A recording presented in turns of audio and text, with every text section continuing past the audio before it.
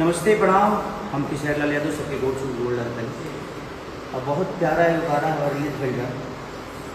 दिलवा दिल चोरी कई जिन ग्लोबल म्यूजिक जंक्शन से रिलीज भैया बहुत ही वह जोड़ी शंकर सिंह और खेसारी लाल के और बहुत ही प्यारा एक्टर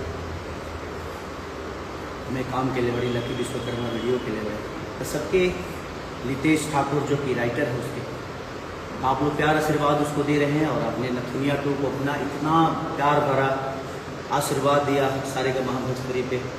डीजी शाह जी को आप लोगों ने इतना प्यार सम्मान दिया और आज भी 1 नंबर पे है वो म्यूजिक सेशन में। तो आप सबका प्यार ही आशीर्वाद है कि आप लोग इतना प्यार और इतने आशीर्वाद से अपने बेटा को भर देते हैं और आप सबका हमेशा मैं आजीवन शुक्रगुजार रहूँगा इस बात के लिए कि हर बुरे वक्त में आप लोगों ने मेरा साथ दिया है और अच्छे वक्त में भी आप लोगों ने प्यार किया है। तो बस इसी प्यार के साथ है और कल आप लोगों को जितने लोग अभी